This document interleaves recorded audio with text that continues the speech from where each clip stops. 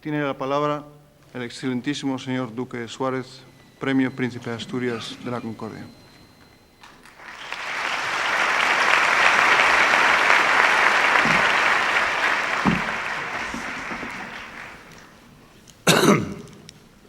Majestad, Alteza Real, señor presidente de la Fundación, señor presidente del Principado, autoridades, señora ministra, señoras y señores. Quiero que mis primeras palabras sean de gratitud a Su Majestad la Reina, que nos honra con su presencia, a Su Alteza Real el Príncipe de Asturias, que nos preside, a la Fundación, al jurado que ha tenido bien otorgarme el Premio Príncipe de Asturias de la Concordia, y a las personas y entidades que apoyaron mi nominación y a todos cuantos asisten a este acto. Creo que se premia en mí la obra realizada por todo un pueblo. En definitiva, la forma y el talante con que se llevó a cabo la transición española a la democracia. Y en esta empresa creo que participaron todos los españoles, empezando por Su Majestad el Rey don Juan Carlos I, que la propició y la amparó, y creo también que la responsabilidad de la tarea me corresponde y que el éxito es de todos los españoles. Creo que la concordia entre los hombres y los pueblos en el orden nacional y en el ámbito internacional debe seguir siendo un ideal permanente de la humanidad. Su consecución, y lo estamos viendo desgraciadamente en nuestros días, es sin embargo difícil, pero cuando se logra, alcanzamos momentos estelares en la humanidad. Con frecuencia se confunde la concordia con el conformismo y con la uniformidad, y creo que nada tiene que ver con ello. Su raíz estriba precisamente en el pluralismo, la libertad y la solidaridad. Sin ellas no es posible la concordia. La concordia jamás se impone, se busca en común y se realiza con el esfuerzo de todos. La lucha política, la controversia, el debate, el disentimiento, el conflicto no constituyen una patología social, no son acontecimientos negativos. Al contrario, a mi juicio, reflejan la vitalidad de una sociedad. En toda comunidad política existen siempre distintos estratos de opinión.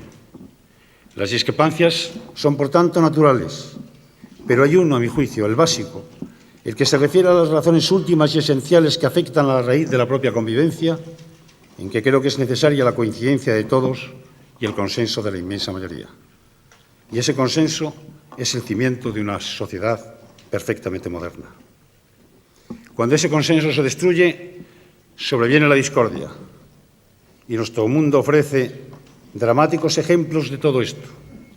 Y así como la concordia es capaz de hacer crecer las cosas más pequeñas, la discordia es capaz de destruir las cosas más grandes. Ese consenso se ciñe a muy pocas cosas y esenciales cuestiones.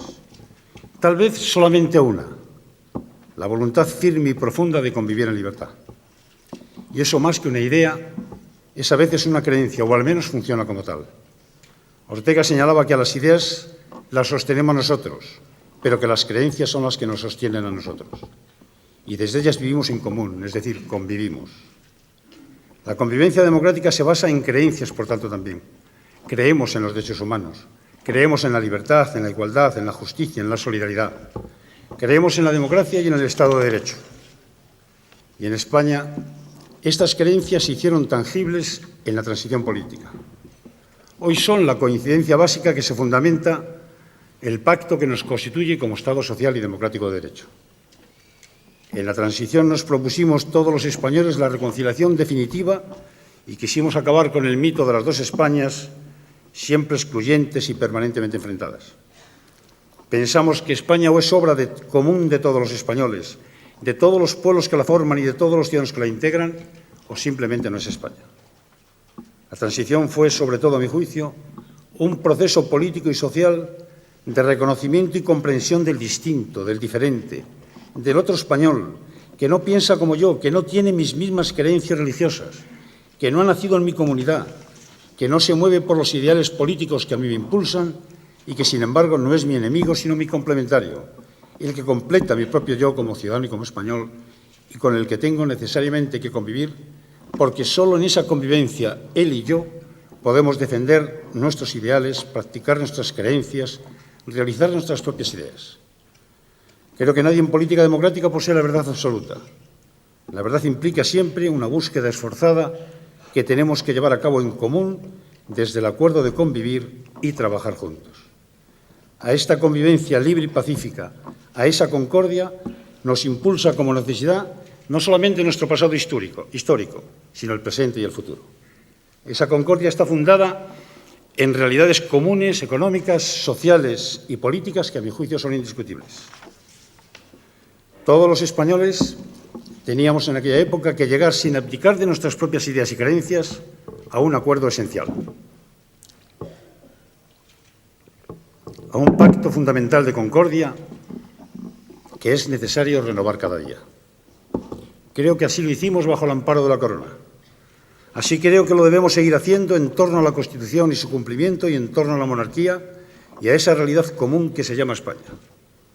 Ese acuerdo ha de reflejar lógicamente la necesidad que tenemos de afrontar juntos, en forma solidaria, el futuro que a todos nos concierne y hasta la energía, la esperanza y el optimismo con que debemos hacerlo.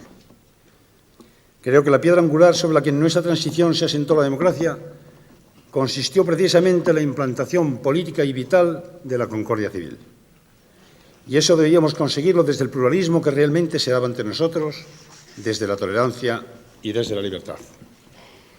El ánimo común para buscar la concordia y la consolidación de ese pacto fundamental de convivencia política fue la que permitió la adopción de las decisiones esenciales de la transición: el reconocimiento de los derechos humanos y las libertades públicas, la aprobación de la ley para la reforma política, las amnistías que permitieron la vuelta de los exiliados de hacía casi 40 años, la celebración de las primeras elecciones generales libres, la construcción política del consenso, la elaboración y aprobación de los pactos de la Moncloa y, por último, la aprobación y promulgación de nuestra vigente Constitución. Alguien ha dicho que en la transición política conseguimos los españoles en 200 días lo que no habíamos logrado en 200 años, que en nuestras cárceles no hubiera un solo preso político y que en el extranjero no hubiera un solo exiliado por sus ideas y que la ley fuera igual para todos los españoles. Señoras y señores, en la transición trabajamos un grupo de personas con todo el pueblo español por la comprensión, la tolerancia, el diálogo y la concordia. Intentamos desarraigar los viejos hábitos de la prepotencia, la intolerancia, el dogmatismo, la discordia y la insolidaridad. Ese fue y sigue siendo mi talante personal y político. En algún momento he llegado a pensar que yo fui víctima política de la práctica de la concordia, pero si así fue, me enorgullezco de ello. Alteza Real, si la concordia fue posible hace 20 años, pese a los obstáculos que a ella se ponían, creo que no podemos dudar de la capacidad de los españoles de hoy y del futuro que Vuestra Alteza representa. Hemos demostrado nuestra aptitud para la convivencia en libertad. Hoy debemos consolidar nuestra voluntad de concordia.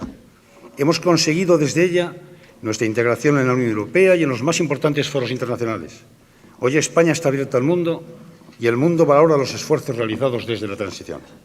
Hoy, sobre todo, los españoles somos conscientes de que cualquier violación de los derechos humanos o de la dignidad de la persona que se produzca en nuestro país o en cualquier otro lugar del mundo constituye asimismo una violación que se hace a nuestros derechos y a nuestra dignidad personal. Y debemos actuar con la solidaridad debida y con la eficacia necesaria. La España de hoy, con sus luces y sus sombras, apenas tiene que ver con las zozobras de la España de ayer. Somos un pueblo que ha superado muchísimos problemas en estos años, pero que debe seguir aprendiendo la gran lección de la concordia, de la convivencia en libertad y en justicia. En el futuro, yo creo que España podrá superar cuantas dificultades se le planteen y realizar su decisiva aportación a la concordia de las naciones. Y para ello, creo que los españoles puede que solo tengamos que hacer una cosa: cultivar día a día, allí donde nos encontremos, la buena semilla de la concordia. Muchas gracias. Estas han sido, señores y señores, las palabras de Adolfo Suárez, Premio Príncipe de Asturias de la Concordia, que ha recordado todos los pasos, los momentos importantes de la transición hasta llegar a la democracia de todos los españoles y que había que evitar esas dos Españas, que no se podía confundir la concordia con el conformismo y que ha sido un esfuerzo común de todos los españoles con la pluralidad de opiniones, la convivencia general y ese consenso ese acuerdo que se plasmó, por ejemplo, en los pactos